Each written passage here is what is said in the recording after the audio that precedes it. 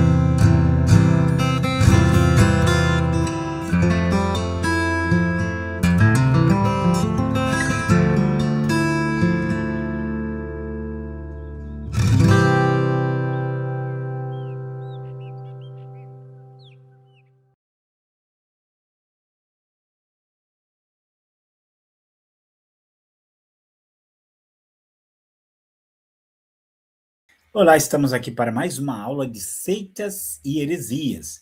Nós já vimos aí, tivemos um panorama geral desse tema. Vimos um pouquinho da Sociedade Torre de Vigia de Bíblias e Tratados, que são as Testemunhas de Jeová. E agora nós vamos ver outro grupo pseudo-cristão, que são os Mormons. Eu gostaria de chamar a atenção sua, né? Acho que isso aqui é um ponto importante, porque às vezes quando nós fazemos essa crítica bíblica, teológica, doutrinária desses grupos, nós não estamos dizendo que essas pessoas não são boas pessoas. Não, muito pelo contrário. São pessoas, às vezes, muito decentes, tá? Entenda que quando eu faço um trabalho mais amplo de evangelização de grupos religiosos, a gente entra em outros pontos. Mas eu acho muito importante frisar isso aqui, porque às vezes as pessoas elas ouvem todas essas críticas doutrinárias, teológicas, bíblicas com relação a esses grupos, e quando ela conhece um adepto desses grupos, ela se encanta, porque são pessoas boas, são pessoas até que têm uma expressão de fé em Deus, mas não significa que aquilo que eles creem seja verdadeiro. Vamos lembrar daquilo que Jesus fala para a mulher samaritana. Vocês adoram o que vocês não conhecem. Nós adoramos o que sabemos, porque a salvação vem dos judeus. Ou vamos pensar no apóstolo Paulo, também ali em Romanos 10:2, onde ele fala que embora os judeus eles tenham zelo, porém esse zelo não é com entendimento. Então, também, essas pessoas, elas são bem religiosas, elas são dedicadas àquilo que elas acreditam, elas têm um padrão moral e ético, às vezes, alto, não vamos questionar nada disso. Agora, aquilo que elas acreditam que seja cristianismo, não é cristianismo. Aquilo não é cristianismo. Então, é muito importante você entender isso. Então, não é que uma testemunha de Jeová seja um mau caráter ou uma má pessoa, mas ele escolheu um caminho, foi por um caminho que não é o caminho da salvação. Lembrando sempre Provérbios 14:12. Há caminhos que para o homem parece direito, mas no fim são caminhos de morte. E mesmo nós podemos falar sobre a igreja mórmon. E eu queria até, antes de começar a falar da igreja mórmon aqui, dizer que eles são um grupo muito numeroso. No Brasil, o Brasil, gente, é a terceira maior população mórmon do mundo, tá? A maior população mórmon do mundo. Primeiro lugar, Estados Unidos, segundo lugar, o México e terceiro lugar, o Brasil. Inclusive nos Estados Unidos, eles são o terceiro maior grupo cristão que tem lá. Primeiro os protestantes, segundo os católicos, terceiros são os mórmons, que estão sediados ali no estado de Utah, na cidade de Salt Lake City, que é a cidade de Lago Salgado, que é a capital. Inclusive, é uma cidade que 70% da população ali é mórmon. Então, eles são muito numerosos, tanto em Salt Lake City quanto em todo o estado de Utah, porque eles estiveram ali envolvidos no processo de colonização. Inclusive, eu sugeri para vocês uma leitura, quem gosta muito da leitura, e às vezes você pode pensar que não tem nada a ver, mas seria muito interessante você ler o livro do Sherlock Holmes chamado Um Estudo em Vermelho. Porque um estudo em vermelho começa com um mistério, né, com um caso de assassinato, mas depois ele evolui para contar o que está por trás e vai contar um pouquinho sobre a colonização mórmon, inclusive algumas questões ali que envolvem os mórmons. Então, é um livro muito interessante de você estar lendo, tá? Mas nós vamos aqui começar essa caminhada para a gente entender. Os mórmons, eles são absurdamente falsificadores do evangelho. As pessoas não têm ideia o quanto que o mormonismo está longe do evangelho. E esse é um grupo muito poderoso, viu, gente? Financeiramente são muito poderosos. Antes até de começar aqui, compartilhar uma vivência que eu tive, numa ocasião eu conheci um rapaz pela internet que havia sido mórmon e que começou a fazer crítica ao mormonismo. E ele morava lá em Bauru.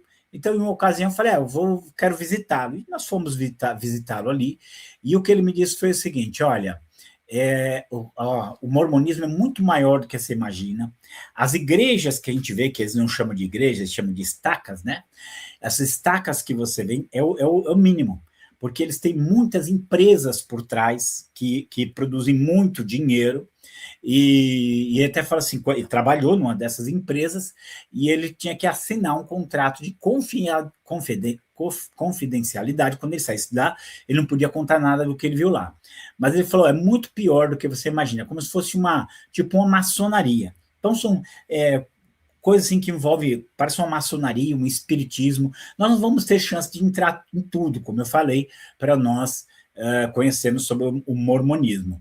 Mas aqui você já vai ver que se trata de um grupo que, embora pareça ou se apresente como cristão, está muito longe de ser um grupo verdadeiramente cristão. Então vamos lá, começando aqui. Embora os mormons sejam um povo aparentemente simpático e tenham um programa de beneficência social igual aos melhores do mundo, né? O mormonismo é uma das piores seitas falsas de que se tem conhecimento. São verdadeiros lobos vestidos de cordeiro. Os missionários mormons são bem treinados em seus métodos e quem é crente só de nome é presa fácil dos seus argumentos. Eles já foram mais assíduos, assim, visitar a casa das pessoas. Hoje eles visitam menos a casa das pessoas, mas eles já foram bastante aplicados nisso. De qualquer maneira, eles continuam fazendo as suas visitas. A estrutura que eles têm, sem dúvida nenhuma, é uma estrutura fantástica. Há muito recurso ali, né? Eles têm muitos recursos, então isso faz deles um trabalho muito forte. Agora, vamos para algumas características gerais, inclusive eu quero apresentar aquele mesmo quadro que eu apresentei para vocês quando eu mostrei esse testemunho de Jeová. Vocês estão vendo aí que os mormons, eles são menores que as testemunhas de Jeová. Está aqui embaixo, eles são 0,1% da população. Aqui nós temos 199 mil, ou depois, em 2010, 226 mil mormons. E a aparência é que temos mais, né? A aparência é que nós temos mais do que 226 mil. Os mormons mesmo, na estimativa deles, falam 1 milhão e pouco, até porque uma vez que você se batiza na igreja mormon, para eles você vai continuar nas estatísticas, né? Essa pessoa, né, que eu conversei com ele lá em Bauru, ele disse o seguinte, que os mormons são a maior fábrica de ateus do mundo. Por quê? Porque quando as pessoas elas ficam lá um tempo e elas se decepcionam, e quando elas se decepcionam, elas geralmente não vão mais procurar Deus em lugar nenhum, tão enganado que ela se sente, que foi o caso dele, inclusive, né? Porque ele trabalhou na biblioteca e ele começou a ver os escritos e ele começou a ver toda a contradição que havia. Então, isso levou ele a abandonar toda a igreja mórmon, né, e até ter um certo ranço, uma certa revolta contra a igreja mórmon. Mas só para a gente ver um pouquinho eles aqui nas estatísticas, tá? Bom, a igreja mórmon começa com quem? Começa com Joseph Smith, que se dizia profeta dos mormons, tá? Nasceu em 23 de dezembro de 1805, ou seja, estamos falando do século XIX, em Sharon, estado de Vermont. Foi criado na pobreza e superstição, e em 1820, aos 15 anos, já residente em Palmyra, estado de Nova York, participou de um grande movimento evangelístico na região. E ao orar num bosque, segundo ele, perguntando a Deus a qual igreja ele devia pertencer, apareceram-lhe 2 anjos resplandecentes e lhe disseram que todas as igrejas estavam desviadas e que ele não se unisse a nenhuma. O evangelho de Cristo em breve seria restaurado. Você está vendo aqui de novo aquela questão da restauração.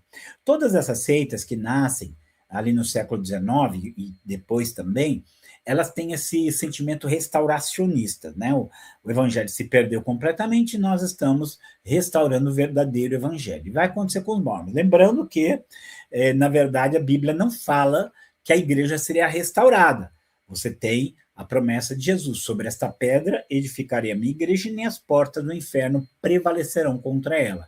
Na verdade, os últimos tempos fala que surgiriam muitos falsos cristos e falsos profetas.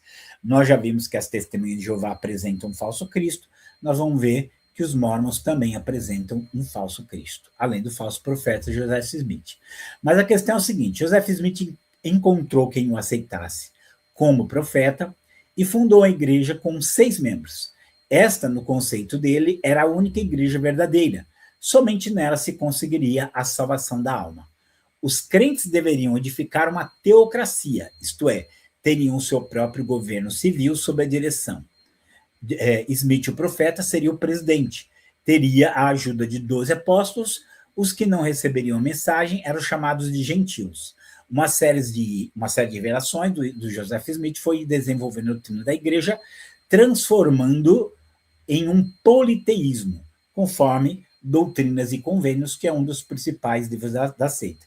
Só lembrando aqui, nós falamos sobre algumas questões envolvendo os mormons no nossa aula inicial, porque nós ali falamos a respeito da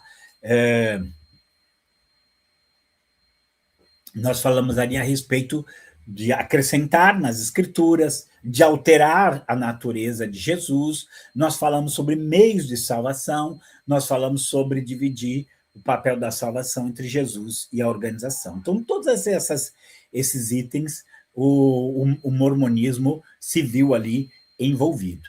Então, aqui ele começa, aqui o trabalho deles, vai encontrar muita gente para ser seguidor ali dele, e começa ali essa nova seita. Mas vamos lá. Primeiramente, é bom destacar que o mormonismo não é um grupo doutrinário que esteja dentro do corpo cristão. Esta igreja prega um Deus diferente, um Jesus diferente, um céu e um inferno diferente. Ela ataca a integridade da Bíblia e proclama um outro evangelho. Suas doutrinas eternas, entre aspas, e evangelho e plano de salvação são dirigidos pelo Deus desta terra através de um profeta vidente e revelador, onde os membros devem demonstrar obediência total se quiserem ganhar a vida eterna. Só para saber, eles têm hoje o chamado profeta vivo, né? Eles continuam ali com o chamado profeta vivo, e eles vão ouvindo a palavra desse profeta vivo, tem o mesmo valor que a Bíblia. Eu não vou repetir algumas coisas que você tem lá no primeiro, tá? Mas você pode voltar lá e você vai ter essa oportunidade aqui. Mas vamos lá, vamos continuar aqui.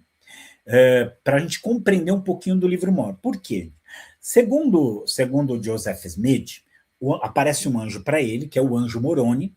O Moroni supostamente seria o pai de Mórmon, que teriam vivido na América. E a história que o livro Mórmon conta é uma história bem absurda, bem estranha, né, e vale a pena, né? Vale a pena você conhecer um pouquinho a respeito disso aqui. Mas vamos lá. O livro de Mórmon é supostamente a história de um povo que veio viver no meio leste da América do Norte.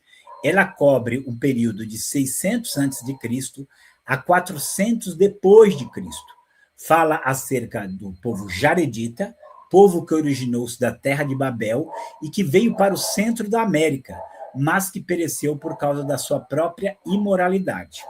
Ele descreve também alguns judeus que fugiram da perseguição em Jerusalém e vieram para a América liderados por um homem chamado Nefe. Os judeus eram divididos em dois grupos conhecidos como nefitas e lamanitas, que lutavam entre si. Os nefitas foram eliminados em 428 depois de Cristo. Os lamanitas continuaram e são conhecidos como os índios americanos. O livro de Mórmon é o livro de registro nefita, é o registro do líder nefita Mórmon acerca da sua cultura, civilização e da suposta aparição de Jesus. Tá? Então, nós vamos ver alguns problemas do livro Mórmon aqui, mas eu quero começar isso aqui falando o seguinte, que segundo o mormonismo, quando Jesus ressuscita, é óbvio, você lê na Bíblia, a Bíblia vai dizer, quando Jesus ressuscita, ele sobe aos céus e se assenta à direita de Deus Pai. Para os mormons, não foi isso que aconteceu. Quando Jesus ressuscita, ele vem para a América do Norte, ele funda uma igreja, ele separa 12 apóstolos, ele funda uma igreja que existiu até o ano 200 e 300, até que os povos entraram em guerra e os povos se destruíram entre si, né? Os dois povos se destruíram ali entre si.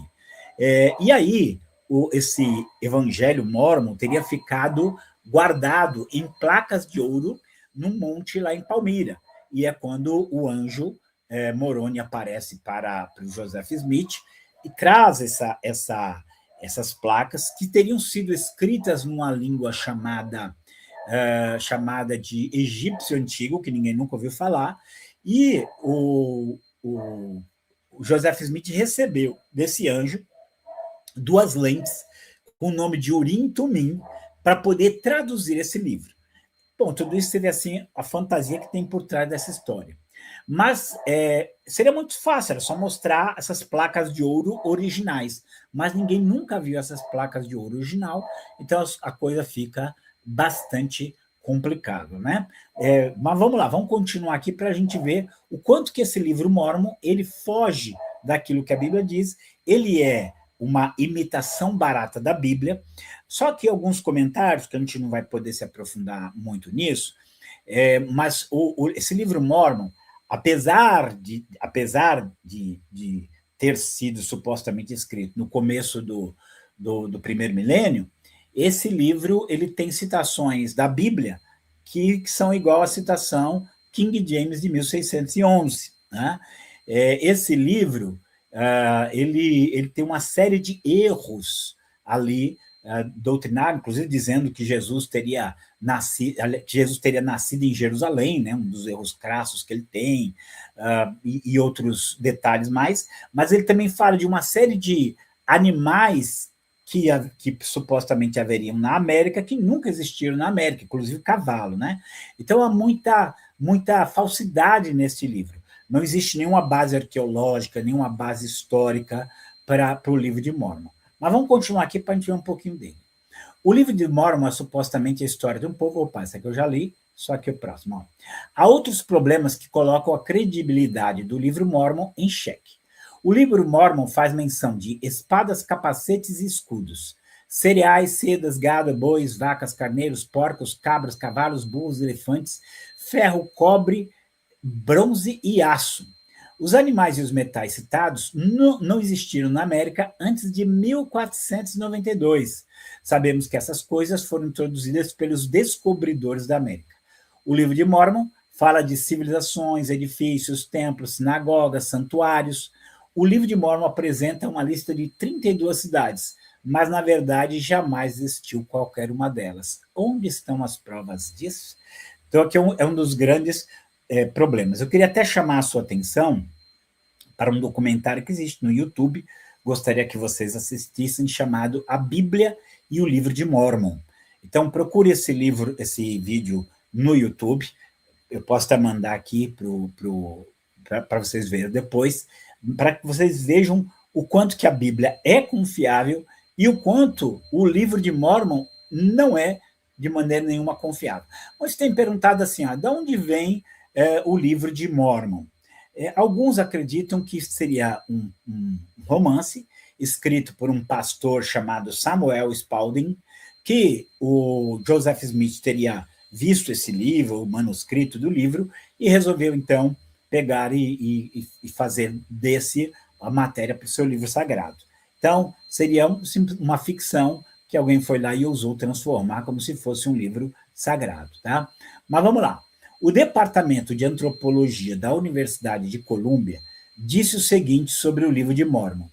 O livro é incorreto, bíblica, histórica e cientificamente. Até mesmo as informações históricas mais elementares, como, por exemplo, o local do nascimento de Jesus, Belém de Judá, que o livro de Mórmon diz que Jesus teria nascido em Jerusalém.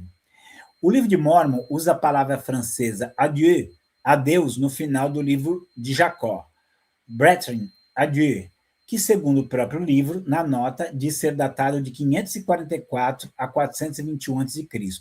A língua francesa só foi surgir no ano de 700 depois de Cristo. Então, são apenas alguns detalhes. É óbvio que existe uma quantidade muito grande de detalhes entre os livros mormons. Aliás, gente, as contradições dentro do mormonismo, elas são uma característica muito forte.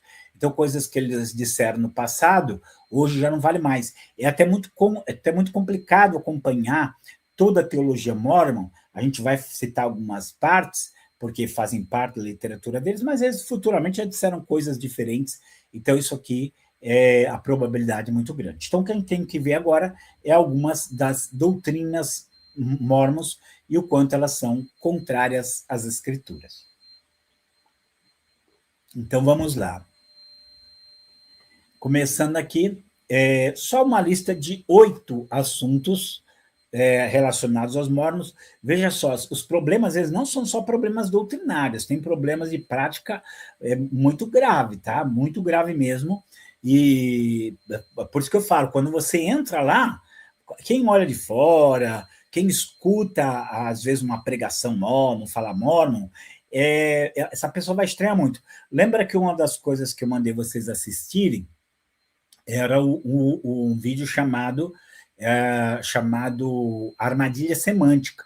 E talvez com os mormons a armadilha semântica ela seja muito evidente, porque quando eles usam a palavra igreja, cristianismo, palavra de Deus, Jesus Cristo, Deus, Espírito Santo, eles estão falando de coisas completamente diferentes daquelas que você conhece, daquelas que você já ouviu falar. Eles dão um significado completamente diferente sobre todos esses temas. Então, vamos lá. A Bíblia não é o único livro inspirado para os mormons. 2, Deus tem um corpo físico, 3, Deus como produto de uma evolução espiritual. 4, Jesus e Lúcifer são irmãos. 5, a Igreja dos Santos dos Últimos Dias é a única verdadeira. 6, Jesus era casado e polígamo. 7, batismo pelos mortos. 8, selamento eterno. Então, essas são aqui algumas das, entre as, posso falar até centenas de distorções teológicas que a Igreja Mormon ela apresenta e que a gente vai conhecer um pouquinho aqui, caminhar um pouquinho. Vamos lá, começando aqui na refutação da Igreja Mormon. Cremos que a Bíblia é a palavra de Deus até onde for traduzida corretamente. Cremos que o livro Mormon também é a palavra de Deus. Opa! E aqui vem um problema muito sério, gente. Primeira questão que a gente tem que tratar é essa questão da tradução, porque os muçulmanos também usam o mesmo argumento. Eles falam o seguinte, que a Bíblia ela foi mudada ao longo dos séculos, que à medida que ela foi sendo traduzida, ela foi alterada. Bom, gente, para eu dizer que algo foi alterado, eu tenho que trazer como era o original. Eu não posso falar que algo está alterado se eu não tenho o legítimo para comparar. Não é? É óbvio. Se eu chegar assim, ó, esse livro aqui, na hora que traduzir esse livro, distorceram tudo. Tá, então me dá o original de onde traduziram para ver onde foi. Agora, se não tenho. Ué, como é que você sabe que foi alterado? Então, esse é o primeiro problema dos mormons, porque que eles gostam de diminuir as escrituras. Porque eles sabem que dentro das escrituras tem muito conteúdo que vai contra aquilo que eles ensinam. Mas só que o outro problema que nós já vimos, inclusive na primeira aula, é que eles não apenas dizem que a Bíblia foi alterada, como eles também acrescentam outras palavras de Deus. Não é só o livro Mormon, não. Nós vimos que eles têm as pérolas de grande valor, doutrinas e convênios, e não só isso. O profeta vivo, quando ele fala, é como se fosse o próprio Deus falando. Então, os mormons, eles têm esse acréscimo à palavra de Deus. Nós, na qualidade de crente que somos, cremos que as escrituras, tanto do Antigo como do Novo Testamento, são a palavra de Deus, verbalmente inspirada, e a autoridade final da nossa fé, sem erros no original, infalível e inspirada por Deus. Essa é a nossa base. Por que eles mudam tanto? Porque tudo é muito complexo para eles, porque é óbvio, quando se acrescenta outros livros, a coisa começa a ficar complicado. Então, é muito, muito interessante, até compartilhando aqui com vocês isso aqui, né? Que quando você fala assim para o Mormon, como é que você sabe que o livro é verdadeiro? Ele fala assim, só você orar, você vai sentir um ardor no peito. E aí eles usam isso para confirmar que o livro Mormon é a palavra de Deus. Gente, isso é infantilidade, isso é engodo, isso é engano, né? Eu já vi gente brincando assim, você está com o peito queimando, sabe lá se por acaso não é um infarto, né? Ou assim, eu já orei, mas não senti nada queimando, então o livro Mormon não é de Deus. Gente, eles enganam as pessoas. Aí eu ia fazer até vou fazer algumas referências aqui, porque em uma ocasião eu visitei o Templo Mormon. Só para você saber o templo mórmon não é a mesma coisa que a estaca. Essas que você vê assim, Igreja de Jesus Cristo dos Santos dos Últimos Dias, que a gente chama de Igreja Mórmon, esses são as chamadas estacas, tá? O templo mórmon, existem poucos no mundo, eram 20, agora deve ter se multiplicado mais. No Brasil, nós tínhamos 5, agora acho que já tem 6, foi criado, parece que o mais em Manaus. E para visitar um templo mórmon, só se você for mórmon. Agora, quando eles constroem ou quando eles reformam um templo mórmon, eles convidam as pessoas para conhecerem ali. E foi numa ocasião dessa, trabalhando com o Instituto Cristão de Pesquisa, que eu fui visitar, eu e minha esposa fomos no templo mórmon. Eu vou dar detalhes depois, é uma coisa suntuosa, tá? Inclusive na minha página, pelos corredores do templo mórmon, no meu site, missãoatenas.com.br, tem um artigo onde eu falo disso. Bom, é uma coisa suntuosa, grandiosa demais, é uma ostentação, como se fosse o templo mesmo lá de Jerusalém. E lá dentro, quando você sai, tinha como se fosse assim, uma lona, né, montada, e lá dentro inúmeras mesas e cadeiras com Bíblias. Então tinha várias Bíblias ali, mas essas Bíblias eram apenas como se fossem iscas, para que você ache que eles seguem a Bíblia, quando na verdade ele sabe que a grande maioria que estava ali visitando era cristão, e por curiosidade iam querer saber mais. Né? Quando eu falei que era jornalista, e eu queria fazer uma pesquisa sobre o mormonismo, aí eles me puseram para falar com a pessoa, e aí eu fiz algumas perguntas, ele não quis responder muito. Então é uma questão muito, muito complexa, né? A questão dos mormons. Mas vamos lá continuar aqui. Na teologia mórmon, gente, o pai tem um corpo de carne e osso tão tangível quanto os homens. Então, aqui é um outro problema, uma distorção assim, eu diria até dolorosa, com relação à teologia mórmon, né? É Deus, ele tem um corpo de carne e osso. E foi com esse corpo de carne e osso que ele vai ter uma relação sexual com Maria, de onde vai nascer Jesus, tá? Só para vocês terem uma ideia. E tá aqui, ó, a Bíblia diz, Deus não é homem, Deus é espírito, e importa que os que o adorem em espírito e verdade. E Jesus mesmo fala em Lucas 24, 39, que um espírito, ele não tem carne e nem osso. Então aqui é onde a gente vê a distorção da teologia mórmon, falando de um Deus que não é o Deus da Bíblia. O Deus da Bíblia, inclusive, ele é intangível, é tão grande que nem os céus dos céus te podem conter. Então, ao dar a Deus um corpo físico, os mormons estão ensinando um falso Deus. Por isso que eu falo assim para vocês, eles vão falar Deus, Deus, Deus, Deus, mas toda a sua concepção que você tem de quem é Deus passa longe daquilo que os mormons entendem por Deus. Então você não pode achar que, porque ele está falando de Deus, é o mesmo Deus que você. Na verdade, até vou aqui, é algo mais à frente da teologia mórmon, que a gente não vai entrar muito, mas só para você ter ideia, os mormons acreditam que cada planeta tem o seu próprio Deus. Então, o Deus que eles pregam seria o Deus deste planeta aqui. Porque, na verdade, na crença mormon, cada mormon vai ser Deus em um planeta, né? Vai ser Deus em um planeta. Então, isso aqui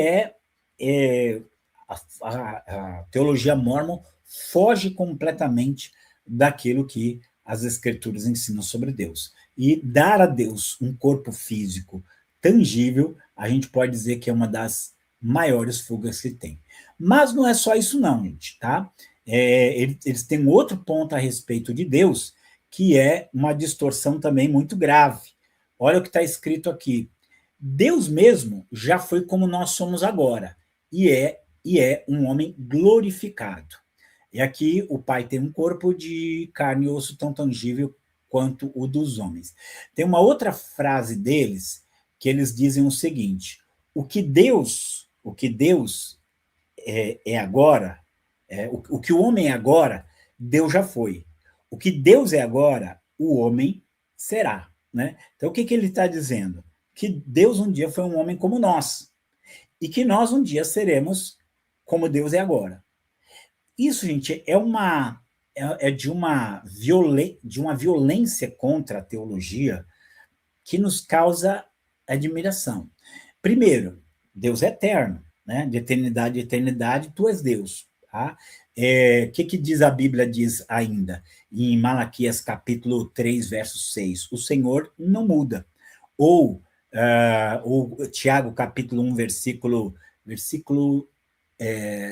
19, se eu não me engano, que diz o seguinte, que Deus, que toda boa dádiva, aliás, versículo 17, que toda boa dádiva vem do alto do Pai das luzes, em quem não há mudança e nem sombra de variação. Então, tu és sempre o mesmo e teus anos nunca terão fim, diz o Salmo 102, né? Então, Deus é quem ele sempre foi. Não existe essa coisa de graduação. E mais, você sabe que, por exemplo, o Mormon, quando você vai numa estaca Mormon, né, que a gente chama de igreja Mormon, você já deve ter visto lá assim um mastro bem alto, e lá no alto desse mastro tem um anjo tocando uma trombeta. Esse anjo tocando a trombeta é o Moroni, que teria trazido esse outro evangelho, né? Vamos lembrar aquilo que Paulo diz em Gálatas 1, 8, 9. Se alguém vos pregar outro evangelho, mesmo que seja um anjo de Deus, que seja maldição. Então, qualquer outro evangelho é uma maldição. Mas segundo os mormons, esse evangelho trazido por Moroni, que foi o pai de Mormon, seria esse outro testamento de Jesus Cristo. Mas o que eu quero chamar a atenção aqui para vocês? Para o Mormon, tanto Mormon como Moroni, um dia foram pessoas que se tornaram anjos. Ou seja, tem aqui uma graduação. Então, se há algo que é enganoso, seres humanos não viram anjos, tá? Eles não viram anjo. Anjo é anjo, ser humano é ser humano. O ser humano pode ser glorificado, ter um corpo de glória, igual Jesus, mas ele não é anjo. E aqui não só vira anjo, como depois se transforma em Deus. Então, os mormons têm uma coisa que eles chamam de teose, né? Que na teose, o mormon vai se tornar um Deus na eternidade. Nós vamos ser ressuscitados, vamos ser glorificados, como foi Jesus, mas nós jamais vamos ser como Deus, porque Deus não tem nada igual a ele. Então, quando nós falamos com os mormons, nós estamos falando com alguém que tem um Deus completamente diferente da nossa, que é de carne e osso. Outra coisa, antes até de mudar outros assuntos, mas já que estamos falando dessa parte do mormonismo que trata da pessoa de Deus, dentro do mormonismo, Pai, Filho e Espírito Santo são 3 deuses. É triteísmo. Eles não são um só. São 3 deuses diferentes. Então, o mormonismo, na sua doutrina de Deus, ele é completamente antibíblico. Ele é completamente deturpado das verdades bíblicas. Mas vamos lá, vamos falar agora sobre Jesus, gente. Sobre Jesus, isso aqui é importante. Dentro da visão mormon, Lúcifer, o filho da alva, é nosso irmão mais velho e o irmão de Jesus Cristo. Senhor, tem misericórdia. Então você vê assim o quanto que a teologia mormon, ela foge. Nós já vimos aqui algumas refutações, e aqui isso é muito importante para a nossa solidez bíblica, tá? Nossa solidez das doutrinas bíblicas. Então, se há algo que a Bíblia ensina é a seguinte, que Jesus Cristo, ele é Deus, que ele criou todas as coisas, inclusive os anjos. E se ele criou todas as coisas, inclusive os anjos, ele criou o próprio Lúcifer, porque está escrito que ele era um querubim, era querubim ungido para proteger. Então, Jesus, ele é o criador de todas as coisas. Ele não é o equivalente a Satanás, mas aqui os mormons, então, falam algo a respeito de Jesus que foge completamente daquilo que a Bíblia diz sobre Jesus. Então é muito importante assim, qual Jesus que nós cremos, com qual Jesus nós nos relacionamos. Nós nos relacionamos com Jesus bíblico, e o Jesus bíblico é o criador de todas as coisas, inclusive dos anjos que caíram, ou seja, inclusive de Lúcifer. Jesus, em hipótese nenhuma, é irmão de Lúcifer. Então tá aqui, ó. A Bíblia diz que o diabo é um ser criado por Deus. Perfeito eras nos teus caminhos, desde o dia que foste criado, até que achou iniquidade em ti. Enquanto Jesus, ele é o criador de todas as coisas. porque nele, Cristo, foram criadas todas as coisas que há nos céus e na terra, visíveis e invisíveis, sejam tronos, sejam dominações, sejam principados, sejam potestades. Tudo foi criado por ele e para ele. Então, tudo foi criado por ele, tudo foi criado por Jesus, inclusive Lúcifer. Querer colocar ambos como irmãos é realmente algo que foge completamente a qualquer concepção teológica. Inclusive, dentro da teologia mórmon, justamente o fato de que precisava salvar a humanidade, foram apresentados dois planos, um por Jesus, outro pelo irmão dele, Lúcifer.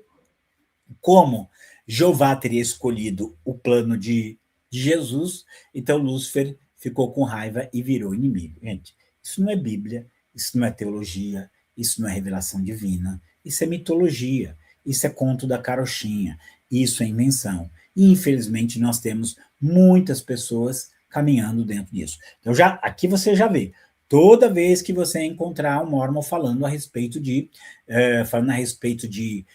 Deus, Jesus, não é o mesmo Jesus que você, não é o mesmo Deus que você, não é o mesmo Espírito que você, tá?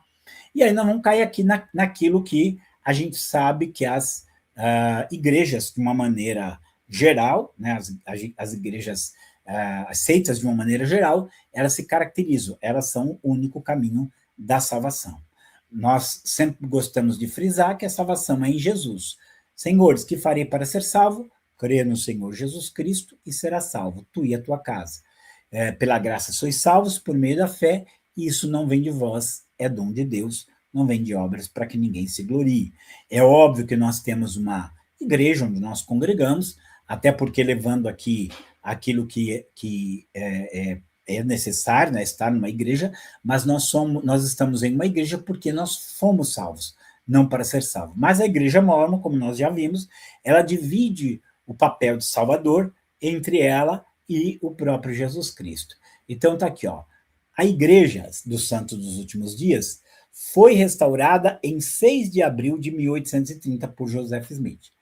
E é aquilo que ele diz, lembra? Vamos lembrar lá na primeira aula que nós, inclusive,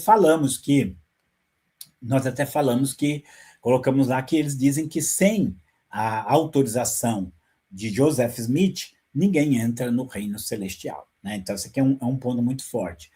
Por quê? Porque, novamente, aquela ideia do restauracionismo que nós já temos com as testemunhas de Jeová. Todas as igrejas tinham se afastado de Deus, passaram 2000 anos de história longe de Deus, e agora eles surgiram para restaurar. Então, vem o Joseph Smith e diz, não, eu sou a única igreja verdadeira. Mas está aqui, ó. Jesus Cristo disse, sobre esta pedra edificarei a minha igreja, e nem as portas do inferno prevalecerão contra ela. Mateus 16, 18. 1 Coríntios 3, 11 diz assim, porque ninguém pode pôr outro fundamento além do que está posto, o qual é Jesus Cristo. Então, ele é o fundamento e não Joseph Smith. Edificado sobre o fundamento dos apóstolos e profetas, de que Jesus Cristo é a principal pedra de esquina. Então, só aqui você já tem uma série de referências para mostrar o engano que esses grupos eles fazem, onde eles colocam a sua igreja, eles colocam a sua doutrina, o seu profeta, como essencial para a salvação, quando a gente sabe que o único caminho possível para a salvação é através de Jesus Cristo. Mas vamos lá, tem mais coisas para a gente falar aqui. Bom, essa aqui é quase uma blasfêmia, né? Jesus Cristo era casado e polígamo. Olha o que eles falam aqui, ó. Cremos que o casamento em Caná, já vou falar disso aqui, tá? Cremos que o casamento em Caná da Galileia foi o de Jesus Cristo. O mormonismo ensina que Jesus foi o único filho natural de Adão e Maria. Quando a Virgem Maria concebeu o menino Jesus, ele não foi gerado pelo Espírito Santo. E quem é o seu pai? Ele é o primeiro da família humana. Aqui são duas doutrinas deles, uma que, como eu disse, ele seria fruto da união física entre Deus, que tem um corpo, e Maria, né? Tem isso do Espírito Santo conceber. E aqui é importante, essa doutrina é muito importante, gente, para vocês entenderem, porque os mórmons, eles foram polígamos, e muito polígamos, com várias mulheres. Tem algumas histórias que contam do Joseph Smith, eu nem assim, trabalho muito com elas, não duvido que elas sejam verdadeiras, mas às vezes a gente precisa ter mais fonte, né? Em que ele chegou a ter 20 mulheres, 20 esposas, né? E muitas dessas tinham sido esposas de membros da igreja dele. Tem uma história, não sei se é anedota ou é fato, em que ele teria chegado para um membro da igreja e falado o seguinte, ó, Deus, você acredita que eu sou um profeta de Deus? Falou, acredito. Falou, então, Deus está mandando você me dar sua esposa. E o homem deu. Conta-se ainda que ele teria morrido porque ele, além de todas essas esposas, ele ainda teria se relacionado com a esposa de outro homem que o teria assassinado por causa disso. Só estou dando alguns fatos que se comentam aí sobre a história inicial da igreja mórmon. Então, até porque os mórmons eles precisavam se multiplicar, eles foram os que colonizaram ali o estado de Utah, na parte oeste dos Estados Unidos, então eles fomentaram muito a poligamia, ou seja, eles tinham várias mulheres. Aí um outro dado, antes de voltar nisso aqui, mas um outro dado importante é que na verdade existem pelo menos 40 grupos mórmons diferentes, tá? Todos eles eram polígamos. O grupo principal, que é esse que a gente conhece, que são os Santos dos Últimos Dias, esse grupo ele largou a poligamia por pressão do Estado americano, largaram a poligamia. Mas muitos desses grupos que ficaram por aí mórmon, eles continuam praticando a poligamia. Tinha até acho que uma série na HBO que falava sobre isso, e esses dias vi uma notícia sobre um mórmon que ele tem várias mulheres, vive com 3, 4 mulheres ali, então é comum entre eles a prática da poligamia. E aí, para justificar essa poligamia, eles foram lá e pegaram a pessoa de Jesus dizendo o seguinte, que Jesus teve várias mulheres, Maria Madalena seria uma delas, as mulheres que ajudavam Jesus com seus bens ali em Lucas 8 seria uma delas, e o mais absurdo, gente, eles dizem que o casamento de Caná da Galileia foi um dos casamentos de Jesus. É até risível, né? Porque lá em João 2 diz o seguinte, houve um casamento em Caná da Galileia e Jesus e os seus discípulos foram convidados para o casamento. Aí a gente faz a seguinte colocação, se ali era o casamento de Jesus, Caná da Galileia era o casamento de Jesus, foi o primeiro casamento na história que convidaram o noivo para ir também. É óbvio, gente, se ele era se ele era um convidado do casamento, para o casamento, ele não era o noivo. Mas você vê assim que o fanatismo, a distorção, o desejo de distorcer as coisas é tão grande que termina sendo muito problemático. Até eu falo assim, os mórmons eles podiam praticar poligamia, querer justificar ali pelo Antigo Testamento, fazer uma série de coisas, estaria tudo bem. Mas eles preferem criar um Jesus falso, porque o Jesus falso um Jesus polígamo é um Jesus falso, nem casar casou, né, nem casar Jesus casou, mas eles estão aí querendo criar uma característica da vida de Jesus que não existe. Por quê? Porque o Jesus mórmon não é, de forma alguma, o Jesus da Bíblia. Agora nós vamos para o batismo pelos mortos, gente. Tem uma frase de Paulo, lá em 1 Coríntios 15, 29, que fala assim, o que se fará dos que se batizam pelos mortos, se os mortos definitivamente não ressuscitam? Então, os mórmons eles criaram uma doutrina chamada batismo pelos mortos. Lá, quando eu fui no templo mórmon, o lugar onde faz o batismo pelos mortos é uma coisa, assim, enorme, fantástica, muito fantástica mesmo. Sabe aquela descrição que fala que a pia de cobre que estava lá no tabernáculo, quando Salomão vai fazer o templo, e é óbvio que ele faz tudo macro, é óbvio que ele vai fazer com uma suntuosidade muito grande, própria do rei Salomão, então fala que eram bois, assim, bois de bronze, e em cima desses bois estava a bacia de cobre. É o que tem lá nesse templo mórmon, até para você ver. Nesse templo mórmon, não é nem todo mórmon que entra, tem que ser, segundo eles, um mórmon de bom testemunho. E lá tem essa bacia onde realiza o batismo pelos mortos. Bom, gente, o batismo pelos mortos é uma uma instituição doentia. Eu não sei, é o nome que eu vou dar. Primeira coisa, a Bíblia fala muito contra a genealogia, e você sabe que os mormons ele tem o maior registro genealógico do mundo. Por que eles têm esse registro genealógico tão grande? Porque, segundo a soteriologia mormon, né, a doutrina da salvação dos mormons, quem morreu sem ser mormon está no inferno. Para tirar as pessoas do inferno, você precisa se batizar no lugar desses mortos. E aí você tem que ter o nome dos seus antepassados, aí eles têm uma lista fabulosa, fantástica. Muita gente vai lá procurar a sua ascendência, né? Seus antepassados lá. Para com o nome deles, você se batizar, tirá-los do inferno e mandá-los para o céu. Né?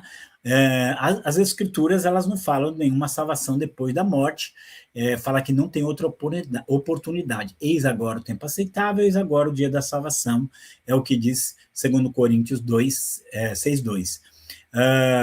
Hebreus 9, 27, aos homens está ordenado morrer uma só vez, depois disso juízo. E também, Marcos 16,15, crê no Senhor Jesus Cristo, será salvo tu e a tua casa. Quem crer será salvo, quem não crer será condenado. Então, todas essas passagens bíblicas, elas deixam bem claro que a salvação é aqui e agora. Você vai crer em Jesus e vai ser salvo agora. Não depois da morte. Seria assim, que os católicos, missas do sétimo dia, para salvar, livrar as pessoas que estão no purgatório. E os mormons, para livrar os que estão lá no inferno mormon, então se batiza pelos mormons. Alguém pode falar assim, o que Paulo quis dizer ali em batizar pelos mormons, em 1 Coríntios 15, 29? Bom, nós não podemos ter certeza. O que dá a entender é que muita gente morria crendo no evangelho. E muita gente, vendo que essas pessoas morreram crendo no evangelho e morreram com coragem, com confiança, essas pessoas se convertiam também e se batizavam no lugar desses mortos. Então, essa é uma possibilidade muito plausível. De qualquer maneira, o que os mormons alegam, que você tem que se batizar no lugar de um antepassado, porque e aí batizando o nome dele você vai levar ele para o céu, isso aí não está escrito nessa passagem. Então, tudo que eles fazem é pegar, como diz 2 Pedro 3, 15, 16, né? Pegar as passagens difíceis e distorcer para a sua própria perdição. Tá? Então, o batismo pelos mortos é uma das coisas que se faz lá no templo. E aí nós vamos também aqui para o selamento eterno.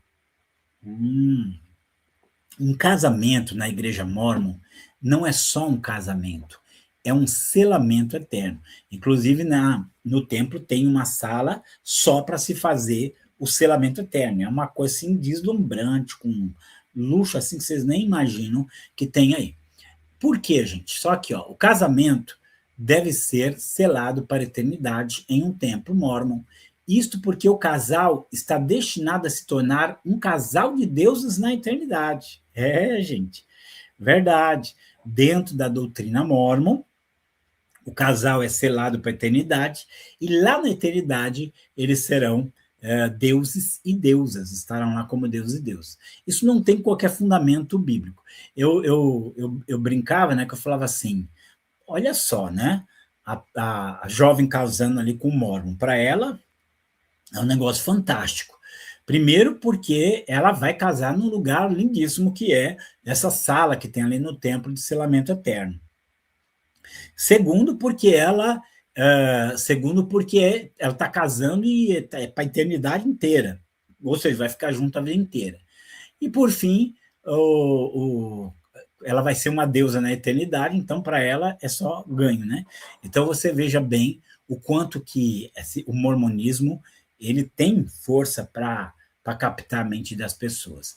Mas aí eu queria ler aqui também algumas coisas. Segundo Romanos 7:1, o casamento termina com a morte de um dos cônjuges.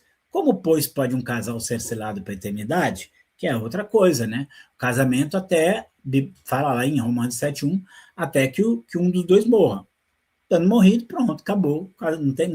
Não continua casado com a mesma pessoa. E outra parte que também nos chama a atenção é essa aqui, né?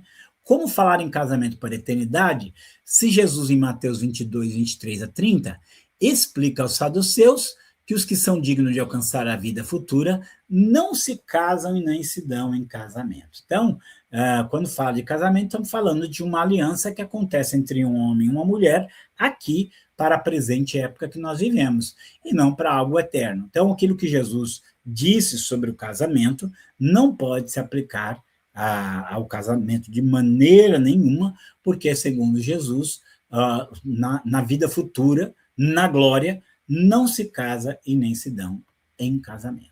Tá? Deu para você ver, pegar um pouquinho assim dos problemas das doutrinas mormons, mas vamos lá. No Brasil, gente, em 1960, a seita contava com 2.644 membros. 10 anos depois, 1970, ela apresentava um crescimento incrível, chegando a ter 33 mil adeptos. Em 1990, já havia 368 mil. Segundo o Departamento de Estatística da Igreja no Brasil, a Igreja Mórmon contava em 2000 com mais de 600 mil membros, distribuídos em mais de 150 estacas, 865 alas, 599 ramos, 43 distritos, 646 capelas, um templo, 23 missões. Há 3.831 missionários nacionais e estrangeiros trabalhando em tempo integral, distribuídos em todo o território nacional. De 1986 a 93, a seita duplicou o número de estacas, passando de 50 para 100. Isso aqui é muito importante para ver o crescimento, chamar outra atenção. Eles são muito missionários, tá? Até isso aqui foram missionários mórmons que me disseram que quando o mórmon ele faz 18 anos, ele era mandado, não sei se ainda é, mas na época ele era mandado para outro país como missionário, justamente para não servir o exército. Então, o mormonismo, dessa forma, ele consegue se multiplicar e consegue crescer assustadoramente, como nós estamos vendo aqui. Mas vamos lá. Segundo o diretor de comunicações da igreja, Demar Stanicia, cerca de 160 pessoas, em sua maioria jovens, entre 18 a 22 anos, vindo de todo o país, são reciclados todos os meses no atual templo, né? Mas com o crescimento da igreja no Brasil, a procura pelo trabalho vem aumentando e por isso é necessária a ampliação da estrutura de formação de novos voluntários. Só para a gente ter uma ideia do crescimento mórmon no Brasil. Eu quero rapidamente, só para a gente encerrar, trabalhar isso aqui, que é a questão, que é o vocabulário mórmon. Por que eu acho importante isso aqui, gente? Porque as palavras que eles usam não têm o mesmo significado para nós. Por exemplo, quando a gente fala cristianismo, para nós é a fé que nos salva, né? Mas para eles não, o cristianismo é uma seita, é uma religião apóstata, é falsa, é condenada. Deus, que eles chamam de Elohim, é uma das inumeráveis divindades encarnadas e em autoaperfeiçoamento, antes homem, criatura infinita. Nos princípios da teologia mórmon, Adão, no Jardim do Éden, era considerado por muitos mórmons como uma verdadeira divindade terrena. Então, assim, ele vai desenvolvendo, né? Como eu disse. Jesus Cristo, divindade que se autoaperfeiçoa, que é o Jeová do Antigo Testamento, é o primeiro filho espiritual de Elohim e sua mulher. O Espírito Santo é um homem com um corpo de matéria espiritual. Aqui onde eu falo, eles mudam muito, né? Essa aqui é uma das definições mais atualizadas. Mas já chegaram a comprar o Espírito Santo com uma energia como a eletricidade, tá? Só para vocês saberem. Trindade, na verdade, não é uma triunidade, um Deus em três pessoas. Na verdade, eles são triteístas, né? Pai, Filho e Espírito Santo são divindades distintas e separadas. Quando ele fala de evangelho, ele está falando do Mórmon, não está falando do nosso evangelho, tá? Só para você saber. O novo nascimento para ele é o batismo na água, a imortalidade é a salvação pela graça, a expiação foi a provisão de Deus para que o indivíduo possa ganhar a sua própria salvação pela obediência às leis e ordenanças do evangelho, tá? É muito interessante que no credo que eu li, falava assim, cremos que somos salvos pela graça do nosso Senhor Jesus Cristo. Opa, parece que é bíblico, né? Aí fala assim, obedecendo os mandamentos da igreja mórmon. Pronto, acabou. Não tem mais nada a ver com isso, né? Agora, o que eles falam da queda aqui? Eles falam da queda. A queda é um passo espiritual ascendente. uma bênção permitindo a produção de corpos físicos para a habitação dos espíritos pré-existentes, a fim de que assim tivesse a possibilidade de atingir sua própria exaltação ou divindade. Então veja só, através da queda, o homem ganha corpo e através do corpo ele vai poder se tornar Deus. É isso que o Mono vai falar aqui. Opa, tem mais uma aqui. Verdadeira salvação, vida eterna, redenção. Exaltação a Deus na esfera mais alta do reino celestial, baseado nas boas obras e méritos pessoais do indivíduo. A exaltação inclui o governo sobre um novo mundo, a procriação sexual a fim de reproduzir filhos espirituais que serão finalmente encarnados e habitarão naquele mundo, cada um deles tendo a oportunidade de ser exaltado ou deificado. Olha só, gente. Ou seja, a salvação é você se tornar um Deus na eternidade. Esse aí é o alvo final. Bom, isso aqui é mais para a gente conhecer um pouco. Acho que deu não só para você conhecer os mormons, mas também para você ver onde o mormonismo se choca com as doutrinas bíblicas. Que Deus o abençoe e até a nossa próxima aula.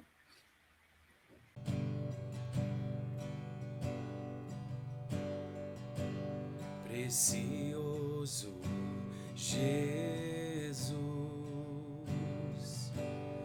aos teus pés aqui estou.